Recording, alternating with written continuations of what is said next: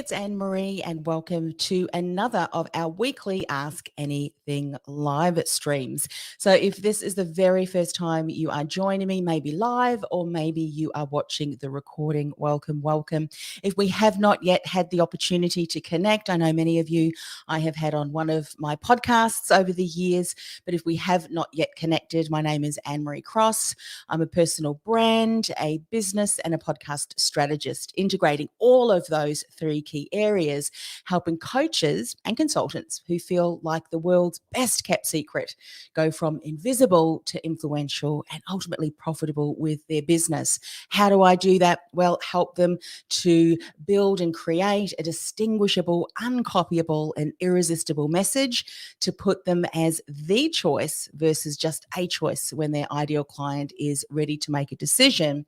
And if they're wanting to take that message and amplify that even further to build their reach, build that reputation as a trusted authority in their industry, and ultimately their revenue as they begin to nurture listeners into leads and ultimately paying clients from their very first episode.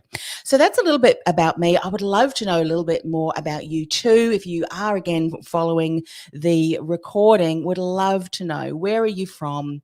What's your business? Who do you support? So I have a checker here. If you are happening to catch this live stream and you're not shy, go to that link, bit.ly/ask anything OCT 13, because it's October 13 here in Australia, Melbourne, Australia, capital A for both Ask Anything and capital O. And you can come join me live and ask your question live. And we can do a little bit of a toing and froing. I love to do that. And this is just a glimpse of some of the fun that we get up to inside the Influence Alliance, which is my membership program. And somewhere here on this post, there's a little bit more information. We're finally ready to launch it to the world. And if you're looking for a community of coaches, specifically for coaches and consultants, and you're looking to build your business amongst all the cray-cray going on in the world, then I invite you to come and join us. At the moment, we've got a really super special on, $7 for the entire month, and then that'll go to a monthly of $57. For the moment, we're obviously going to be expanding that, but come and join us. This is just part of what we do live every single month in the Influence Alliance. So I'm going to ask or answer actually the very first question. And this was from one of our community members in my free group. We also have a free group for those people who are just sussing me out a little bit and want to learn, want to connect with other change makers. But how can I turn listeners of my podcast into members? This is a great question, and I'm going to try and condense it with some of the key highlights. I could do a whole lesson on this, but what you would have heard me say before, particularly if you've been attending one of my profitable and purposeful podcasting masterclasses, that your podcast is really just part of another vehicle, if you will, of how you nurture people, your ideal client, along the buyer's journey, along the customer journey. And when it's integrated really well alongside all of the other things that you're doing in your business, your podcast can really be an integral part of what you're doing with your listeners, obviously with your audience, and ultimately the community that you're building with your ideal customers. So a couple of things that I would firstly say to you is, if you know that your message is currently working, you've got that on point on your podcast, and you're really starting to generate a great audience who are your ideal clients. The people who are listening to your podcast are your ideal clients. Therefore, they're there to learn from the information that you're sharing. And when you position the right step in, in the right call to action, right in the right moment, that they would then, those people who are ready to make that decision would take that step.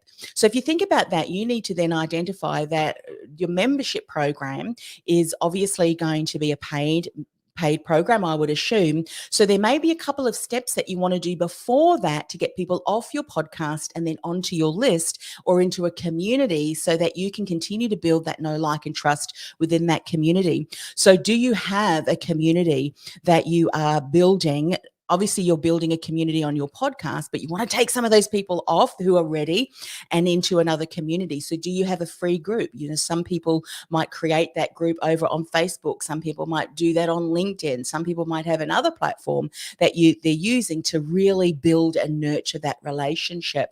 Now, remember, when we're thinking about the customer journey, not everybody is ready to make a decision now. I'm probably one of those fewer that if I hear something, I like something, and I've been looking for something, I'll pretty much make a decision and go, yep, this is what I need.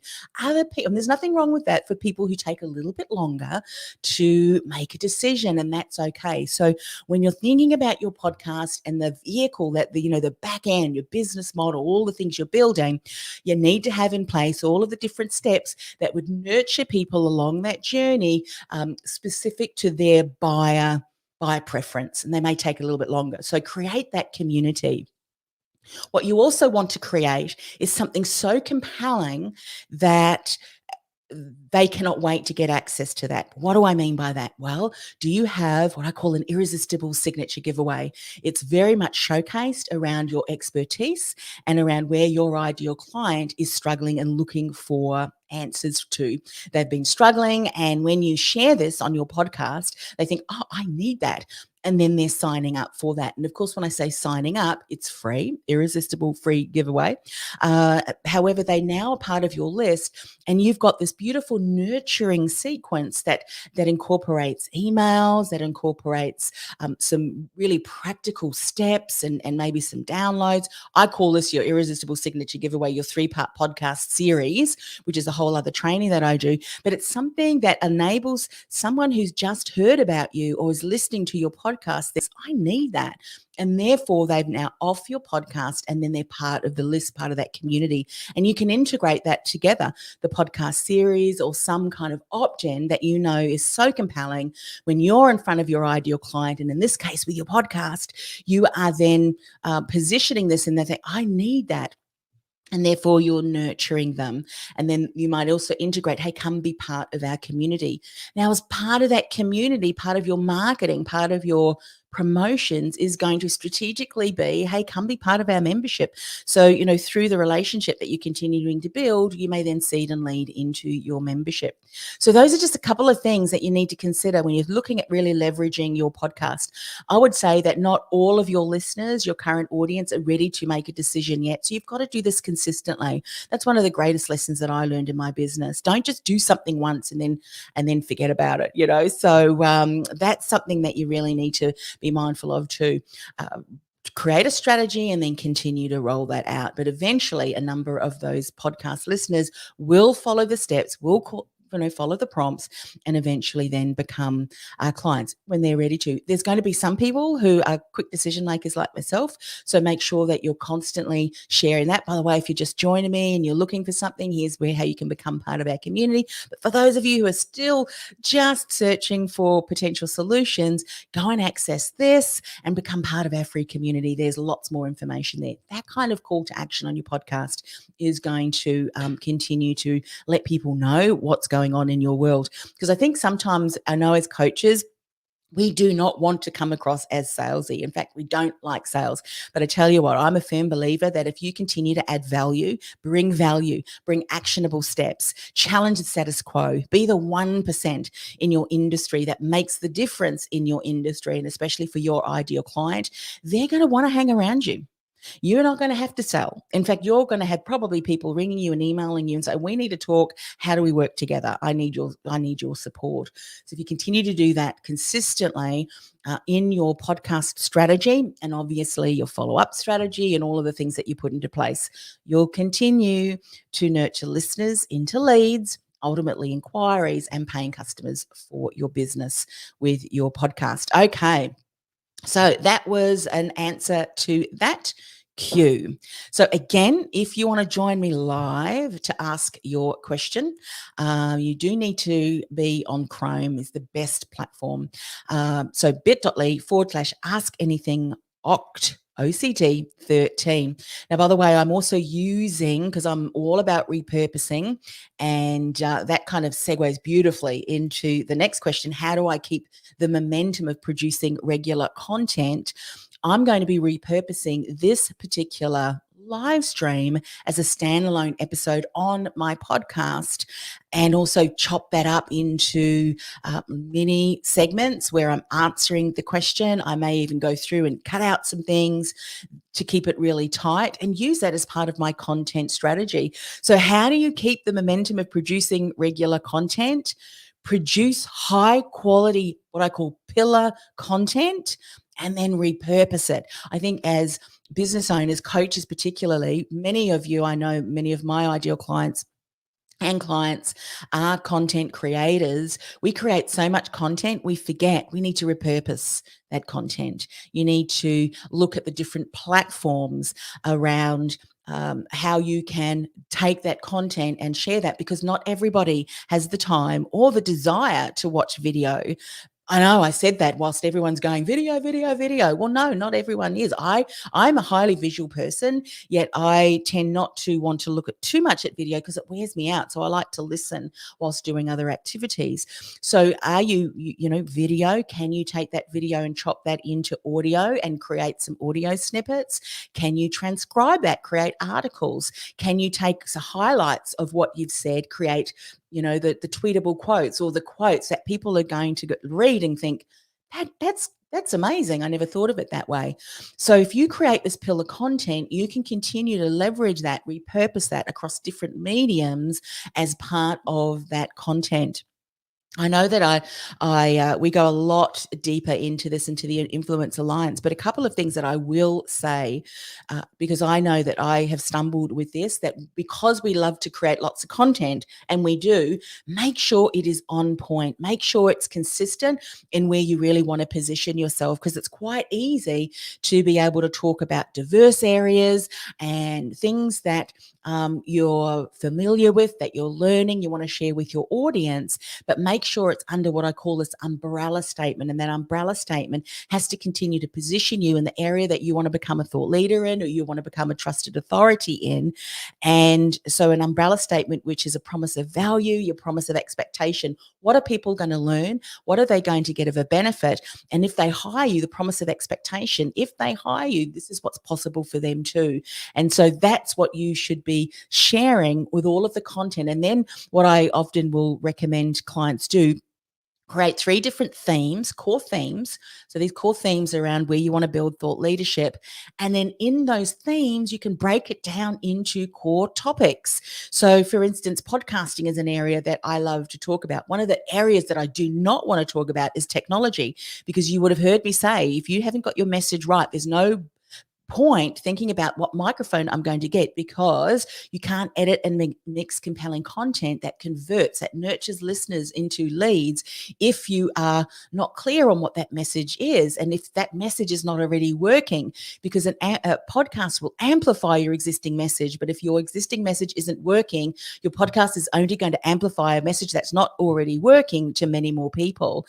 And so that's why I have a hashtag that says message before microphone, because of what I've just mentioned. And so, if you think about podcasting, some of the things, how to position yourself as a thought leader, how to build your audience of ideal clients, how to create listener experience on your podcast, a unique and uncopyable experience, how you can, nurture listeners into leads, how you can repurpose your podcast. There's a lot of different things, topics that fit under the core theme of podcasting. And another one of mine is personal branding, and then mindset typically is what I like to talk about too, because I can teach all of the practical steps, all of the tech and all of that. But if someone doesn't have the right mindset, they're still going to struggle to stand out, be heard, to influence, and to get paid what they are worth.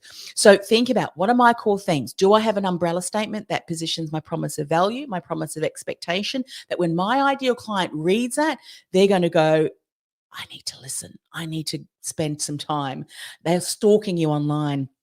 As one of my clients often said to me, I stalked you online first across all the different platforms, and then I knew that I wanted to work with you. That's the kind of content, that's the kind of presence, that's the kind of positioning you want to have for your podcast, but also your content. And as I said earlier in the previous question, you can use your podcast as a way to create, the pillar content that you can continue in this question to produce ongoing content through how you are repurposing that. So that's what I would do.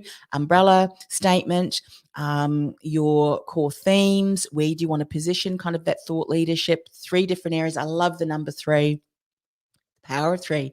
And then beneath that, the themes can be broken down in lots of different ways to, again, to really build the themes and build towards your umbrella statement. Fantastic. So that was that particular answer to that question.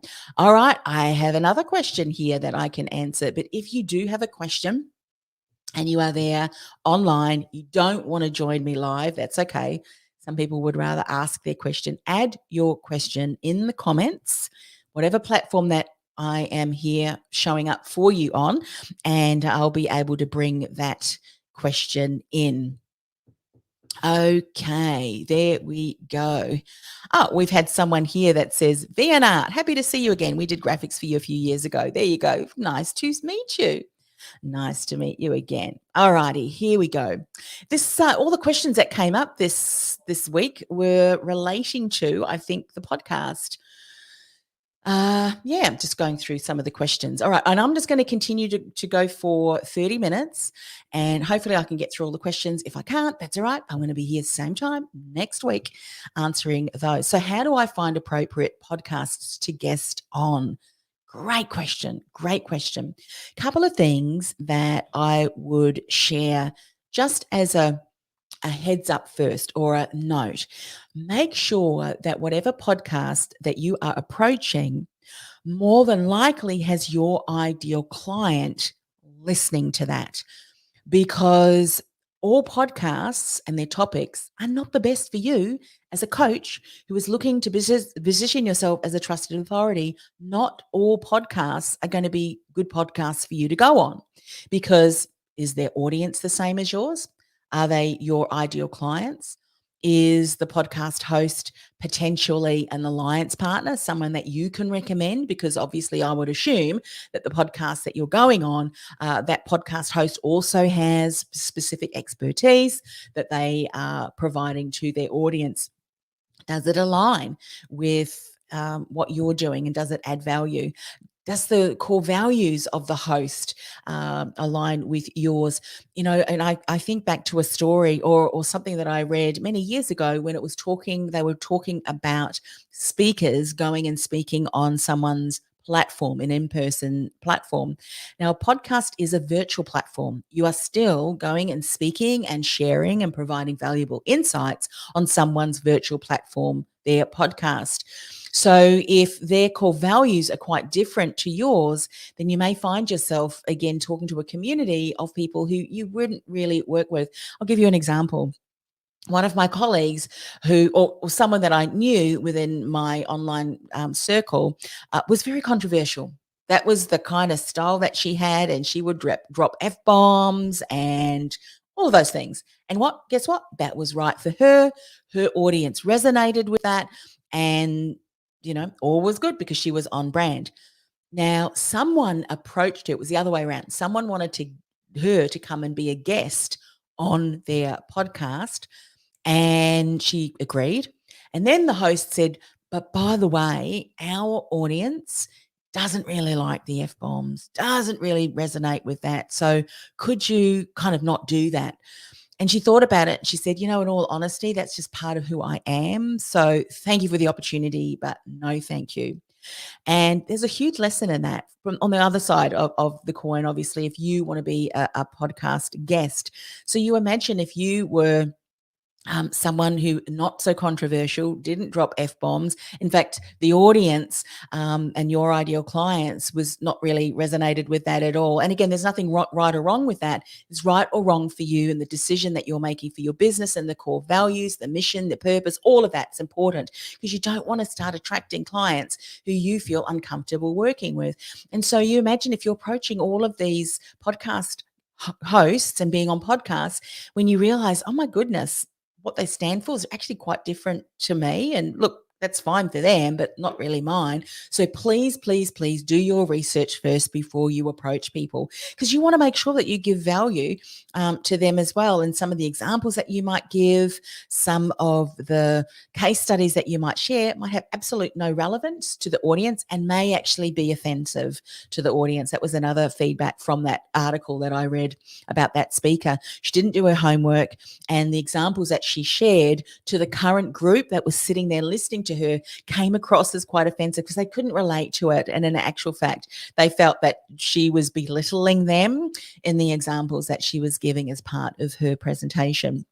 So that's something that you need to be mindful of. Go and seek out, once you've done that, go and seek out Google, kind of podcast topics that you want to share, and find out what other podcasts are speaking about that, through some of the keywords that you're looking for. Go to some of the podcast players and do some search on there as well for some of the keywords that you're looking for. And no doubt you will find a lot of different podcasts who are speaking on that particular area. That is fantastic. A lot more of the podcasts now, like I do for all of my podcasts that we produce over on our podcast network. If you haven't heard of that yet, go and Google the Ambitious Entrepreneur Podcast Network. One of my shows is the Ambitious Entrepreneur Show, which is the show that I will be featuring this particular live stream on as one of my episodes. So check those out. So there's a number of different topics that I share across all of those different podcasts. I have Women in Leadership, and then I have the Christian Entrepreneurs podcast. So each of my guests has a similar topic that fits under the theme and the message that I'm bringing out for that particular podcast. And so search for them, search. Those are just a couple of ideas that I mentioned. Go and do a Google search, particular keywords, type in podcast, and then podcast should come up. Go to the podcast players, sort of Apple, Spotify. There's so many being added on a monthly basis. So that should keep you very busy to find particular podcasts to guest on. All right. So that is that answer to that cue. Again, well, I might actually take that ticker off because we don't have that much time left. I've got about 7 minutes. I can probably answer one other question here, and this is to do with podcasting again, but interviewing podcast guests. How do I keep the conversation positive and engaging? I could spend a whole lesson on this. In fact, I did on my interviewing with purpose.com course, by the way. But let me just share a couple of highlights for you to consider. To keep the conversation positive and engaging comes down to you as the host, because you set the stage for your episode. You are the glue for your episode, and you are the guide for your episode, which means that you need to be able to continue the conversation. You need to know how to engage with the guest. You need to know how to pull out the best of the guest, right from the guest who answers in one word syllables, and you think this, and I have had that, and you think this is going to be a long show. I have my work cut out for me, right through to the guest who won't stop talking, and you're thinking, this is actually my show, but thank you for sharing how wonderful you are. Just kidding. From the people who sound quite salesy to those people who are all over the place, who've got lots of different ideas, but the way that they're presenting it is just so overwhelming. You have to say, well, let's just stop you there for a moment. You've got such great things there that you've mentioned. Let's pick those apart and spend a little bit of time on each of those. Let's go to the first point you mentioned. And then, of course, you bring the conversation around that, and you can pull that apart a little bit. That relates to you. That is on us as the host. So how do you keep the conversation positive and engaging? How do you best prepare your guest? You best prepare your guest not when you're on your podcast, but it goes way back to how you are on board. I call onboarding your podcast guest. the process that you take people through, and how you help them best prepare. And, there's a whole process actually that we teach inside the Interviewing with Purpose.com course, where, we have a guest profile that we ask guests to complete. We have different points that we know that the guest would like to share. There are certain pieces of information that we share around expectations of the podcast and how it runs and all of that. So if you prepare your guest as best as possible, that is going to go a long way to keeping the conversation positive and engaging.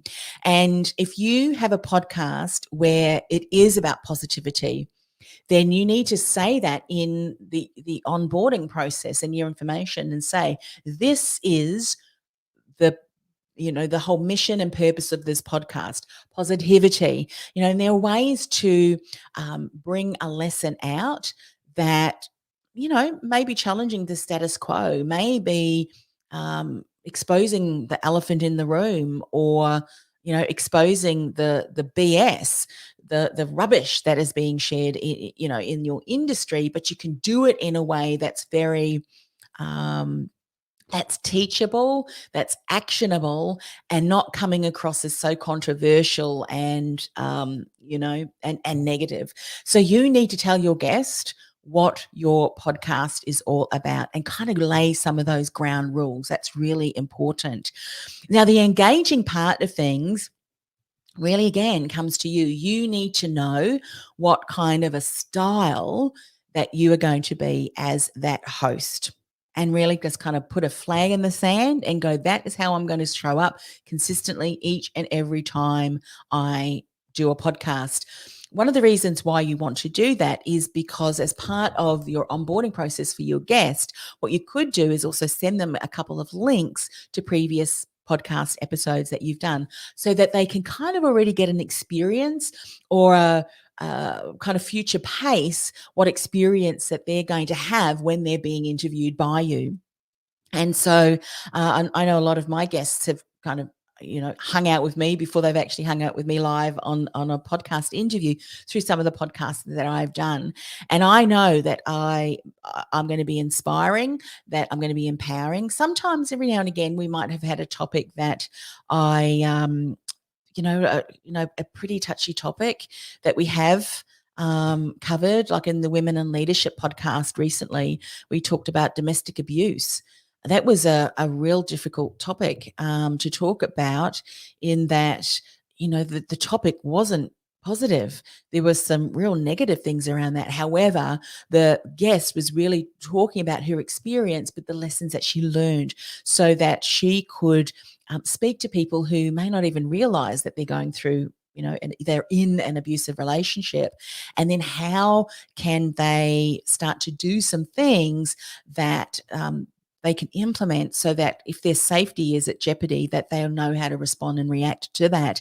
So, that, again, setting an intention to be informative, to have actionable steps that guests, that listeners can take, that's all really important. And what I have really established, any of my podcasts are going to have and to be. That's the content and how we bring that forward.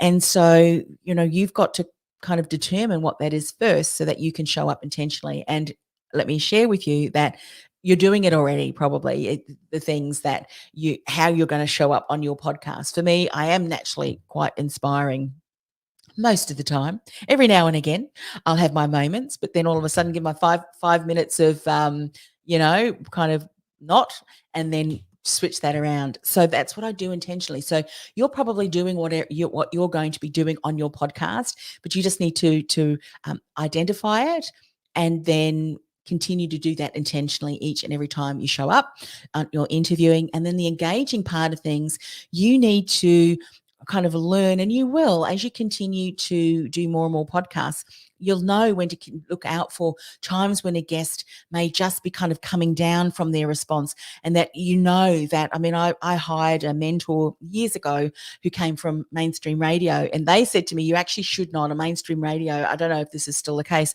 you don't want the guest speaking for more than 90 seconds, so a minute and a half, and then you come in. For me, I kind of broke that rule, because if there's something that my guest is talking about that's of interest, then I don't want to be breaking that up. So I'll let them speak. But, some guests speak really long. So you'll want to know how to come into the conversation, but do it in a way that's, that's not interrupting them. And so I always let my guests know, I will come in if I think that you've spoken about something that I want to pull that apart. Or what I might do is, because I'm live streaming, I might do something like that, like give them a kind of a visual sign that, hey, I just want to stop and spend a little bit more time on that. So again, you'll get more familiar with that. When a guest may take a breath, you might say, let's just back up for a moment and spend a little bit of time here, because what you've just shared is something that I know many of our audience and many of the businesses that I speak with are struggling with. So when you say this and this, can you share what are some of the key highlights that we need to know about? See how I've stopped them. I've kind of segued why that was so important. And I do that because I'm setting up the question for them, so that my audience can come along with me. Because remember, you're a guide on your podcast. You're guiding the conversation. You're weaving it together as that storyteller, because you need to guide that guest to create an episode and content that is going to be valuable but relevant to your ideal client. And if they go a little bit off topic, you need to bring them back. You need to be really clear on where the guest is to spend a bit more time, because some may not be relevant. I've got people that have come on to the show, and because we've got an international audience, if they speak too specifically about a specific country, there's one of two things that I might do. I might say, kind of to listeners, by the way, this particular guest, whoever it is, let's say it's Stacey. Stacey is based in the US and in that particular state. So with their state and country, it's very specific to them. She'll share a little bit more about the ins and outs specific to them. But what we do want to stress is you need to go and find a lawyer, say, or an accountant who is familiar in your state or country. However, hearing what Stacey has to say is going to give you a bit of an overview of the type of information you need to know and need to be able to talk about with your lawyer or whatever, that kind of thing. So again, to keep it positive and engaging for your audience, you have to have it be specific for them. And sometimes it will take some segueing, from one topic to another. You do that really nicely, and it kind of blends and flows, and it kind of is relatable, so that they want to continue to listen to that episode. And you've got to do a little bit of setup sometimes to pull in all of the audience, so that some people go, well, that's not relevant for me, I'm not going to continue to listen to. Tell them why it is, what they need to do. So you need to segue, set it up, and then the guest can answer that question. That's just a couple of things that I would say, interviewing podcast guests. It's a lot of fun, I love it. Anyway, so again, interviewingwithpurpose.com is the course that I go in much deeper to what I talked about just in that particular area. All right, 8:34. We are at the 30-minute mark. I could keep talking all day. I love this sort of stuff. And this is the kind of stuff that we do inside the Influence Alliance. If you want to become part of the Influence Alliance, we've got a super special on at the moment. Go to theinfluencealliance.com, and there is a coupon that you can put in there. And I'm going to put more in the show notes, because there's a coupon especially for people from the USA and other countries. And there's another separate coupon for Australia, because we've got Australian laws or things that we need to do with GST and all that kind of good stuff. So I'll put that in the show notes. But what you can do for the moment, as we are going through this launch, is you can trial us out for $7. I mean, $7, that's just ridiculous. But there's so much value in there. Try us out, dive in there. Things are done, set up, by step by step by step. So if you're just starting out in your coaching practice, you know that you need to work on your core business foundations. If you've already got your core business foundations and you're moving to doing more things, such like setting up a podcast. There are some things that you need to have in place so that you can leverage that. All of that is inside the Influence Alliance. Would hope that you would check us out. All right, I will be here same time next week with an Ask Anything live stream. It's bye from me, and have a fantastic rest of the day. What day is it today? I think it's Wednesday. Yes, it is. All right, bye for now, everyone.